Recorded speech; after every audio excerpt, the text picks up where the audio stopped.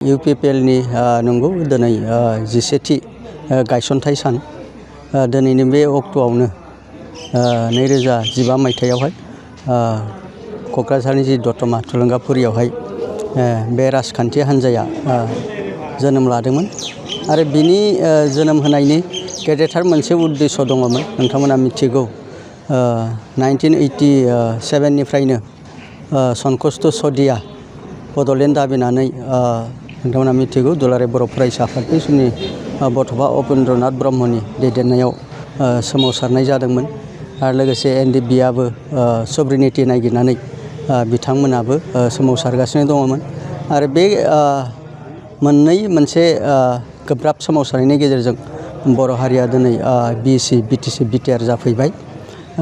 नाथाय नोंथांमोना मिथिगौ BTC सुक्तिनि उनावहाय जितु बर'नि हंग्रामा जोबाखैमोन खारन BTC सुक्तिया मोनसे बर'फोरनि मिड टार्म एकर्डमोन, गेजेर समनि मोनसे बियो सुक्तिमोन। बै समावहाय जेब्ला BTC सुक्ति जादोंमोन बेवहाय जोंनो आलादा बड'लेण्ड जितु जों दाबि खालामदोंमोन आलादा बड'लेण्ड जायाखै, बेखायनो दुलाराय बर' फरायसा आफादा बे सुक्तिनिफ्राय जानगाराव थानानै बिलटिखौ आथिखालनि BPFनि आफादगिरि हाग्रामा महिलारि बिथांमोननि टिमखौ सुक्ति खालामहोनानै BTC सुक्तिखौ जोबथा महर होनाय जादोंमोन आरो बे हिसाबैनो बिथांमोना सुक्तिनि उनावहाय 17 बोसोर सरकारखौ सालायबाय। बेवहाय गोबां राजखान्थि माखासे थासारिफोरबो जादोंमोन, नोंथांमोना मिथिगौ बै समावहाय बुथारलायनाय सिथारलायनाय बे थासारिया थांबाय। नाथाय बर'फोरनि जोबथा सिमाङा बेनोमोन सनकस्त सदिया बुरलुंबुथुरनि सा फारसे आलादा हादोर सोरजिनाय आरो बे हिसाबैनो जेब्ला 2009 सनावहाय पि चिदम्बरमआ तेलेंगाना रायजोखौ फोसावदोंमोन आरो बिनि उनावनो बर'फोरा आलादा रायजोनि थाखाय सोमावसारफिनदोंमोन। जितु NDBआबो आगोलनिफ्राय सोमावसारबाय थादोंमोन। दुलाराय बर' फरायसा आफादा बिदिनो 2010 सननिफ्राय आलादा बड'लेण्ड दाबिखौ फिन जागायफिनो आरो बेबायदिनो फैयै फैयै NDBआ नोंथांमोना मिथिगौ समनि थासारियावहाय गोबां हान्जायाव गावदोंमोन, खिन्थु जों गबिन्द हान्जानि ग्रुप प्रग्रेसिभ जे NDB बेजों नोंथांमोना मिथिगौ जयेन्ट एक्सन दानानै NDB आरो दुलाराय बर' फरायसा आफाद आरो बर' माहारियारि आफादफोर जयै सोमावसारबाय थादोंमोन आरो बेबायदियैनो फैयै फैयै 2027 जानुवारियावहाय BTR सुक्तिया जालांबाय आरो बेबायदिनो 2020 सननिफ्राय सुक्ति खालामनायनि उनावहाय जोङो UPPLआ 5 बोसोर सरकार सालायदों।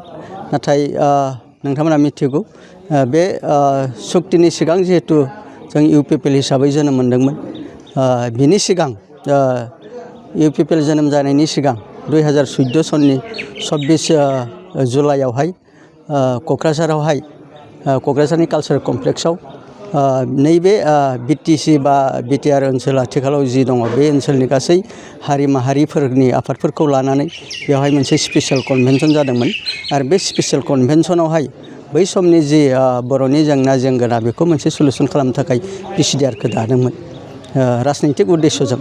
बेवहाय BPPF, UDPF, NDB, ABSU बेबायदि गोबांथार हान्जा ज' सावरायनानै बे PCDR खौ दानाय जादोंमोन। नाथाय PCDR हिसाबै राजनितिकआव जोङो बाहागो लादोंमोन 2015 सनावहाय जों साक्सेस जानो हायाखैमोन। जोङो बे समाव जोङो 7 जों MCLA देरहानो हादोंमोन।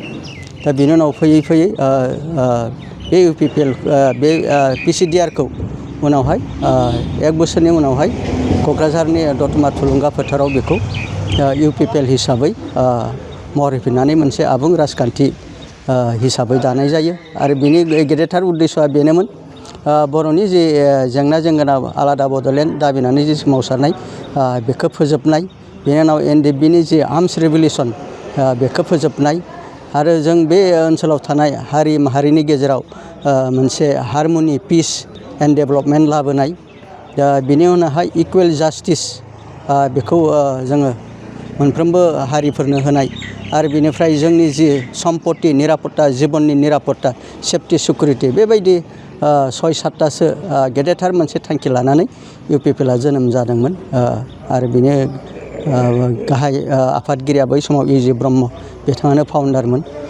दा नोंथांमोना मिथिगौ आरो बेबायदिनो जोङो जुजि फैनानै जोङो थांनाय 2020 सननिफ्राय नैबे 25सिम जोङो सरकारबो सालायबाय नङा होमबा।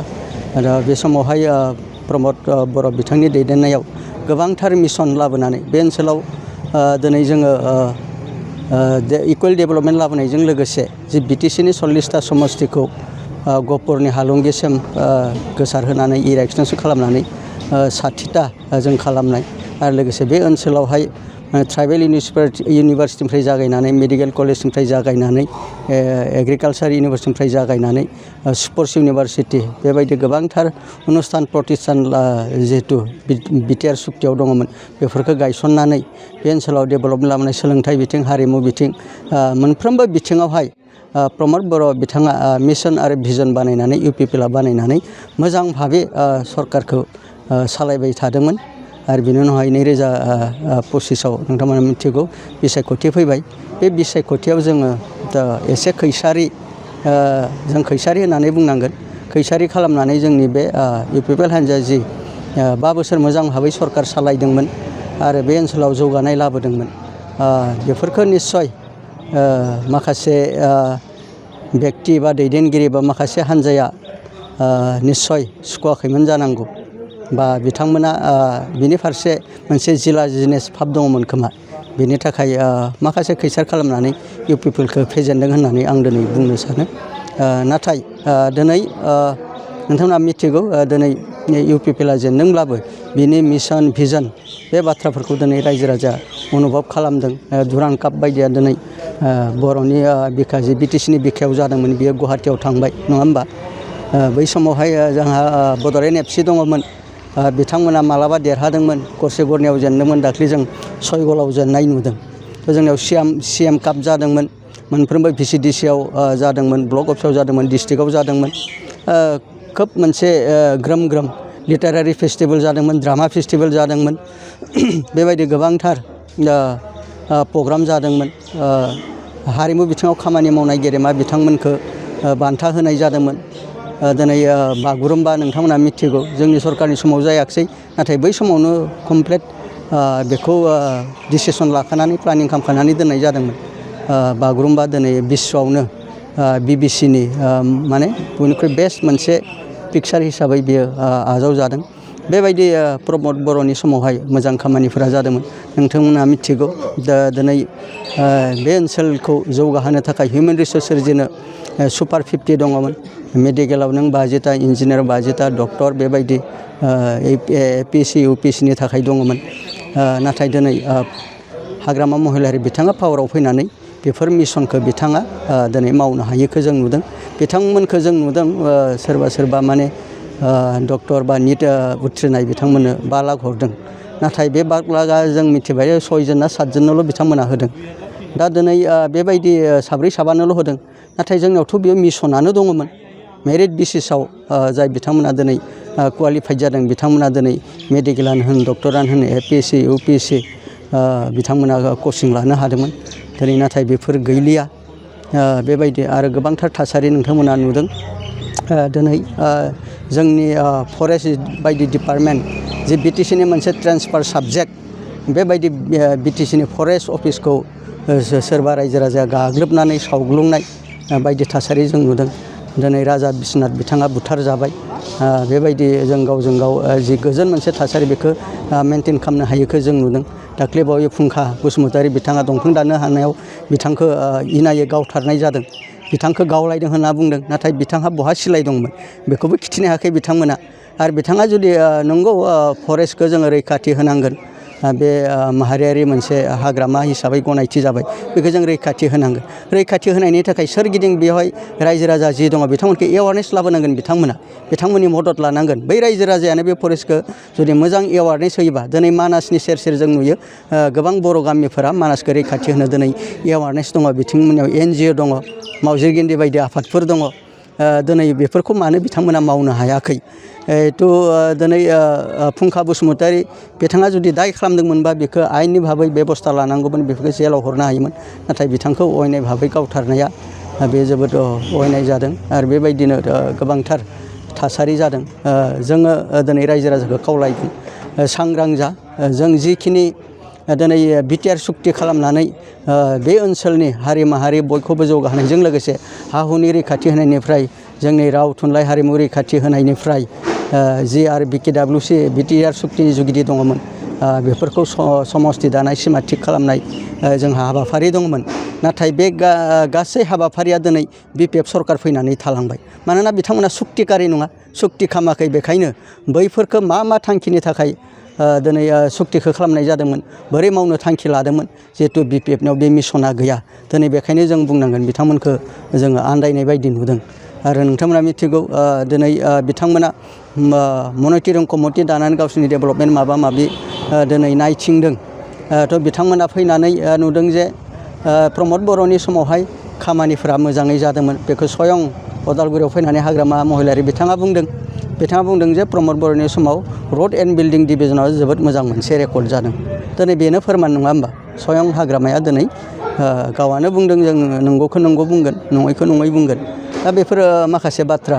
बेखायनो फैबाय थानाय समाव आं रायजो राजा बिथांमोनखौ आपिल खालामो, जोङो दिनै बे ओनसोलखौ जौगाहोनांगौनि थांखियै आरो जोंनि बर' माहारिनि सिमांखौ जाफुंनांगौनि थांखियै फैबाय थानाय समफोरावहाय मोजां राजखान्थि हान्जाखौ मदद होनानै खामानि मावनो आं खावलायगोन।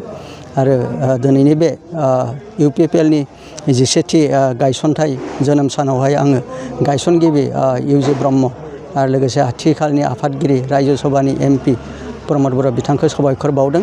आरो दिनै UPPLआ जेनदोंब्लाबो जोंहा 3 MP दङ आरो 6 जन MCLA दङ।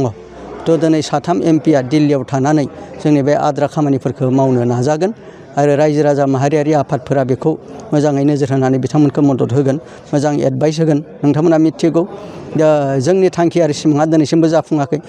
दिनै बिटिआर सुक्तिखौ आखरे आखरे दफाखौ मावफुंनांगौनि थाखाय दाख्लै बावैनिफ्राय जोंहा दुलाराय बर' फरायसा आफादा दिनै सेन्ट्रेल गभर्नमेन्टखौ हुमखि होनांगौ जादों।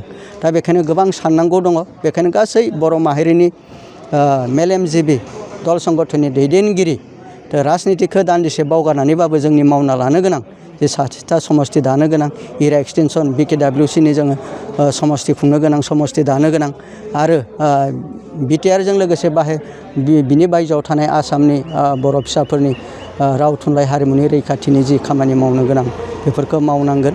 आरो बेबायदियै जोङो मालाबा राजनैतिक हान्जा हिसाबै थागोन, अब्लाबो जोङो माहारिनि खामानिया बोरै जादों बोरै जायाखै, सोर हान्जाया मोजाङै मावनो हादों, बेफोरखौ एनालाइसिस खालामनानै मदद खालामनाया गोनांथि होननानै आं सानो। आरो दिनै आसामावल' गैया, बर'फोरा दिनै नेपालाव दङ, बांलादेशआव दङ, दिनै त्रिपुरा बा डिमासा जोंनि बंस' नङा होमबा? बेबायदि बर'फोरा दिनैसिमबो आसाम आरो बुहुमनि बिखायाव भारतबर्षआव थानानै खौसे जानानै जुदि सब बिथिङाव खामानि मावलाङोब्ला दिनै बर' माहारिया गेरेमसा जागोना बे मोनसे जोंनियाव स्कप फिजिबिलिटि जोंनियाव दङ। आं बेखिनिखौनो बुंनानै गासै आइ आफा रायजो राजाखौ दिनै UPPLखौ अनसायगोन बेखौ मिजिं लाखिनानै आंनि बे सुंद' मेसेजखौ बेखिनियाव होना फोजोबबाय। गोजोन्थों, खुलुमबाय।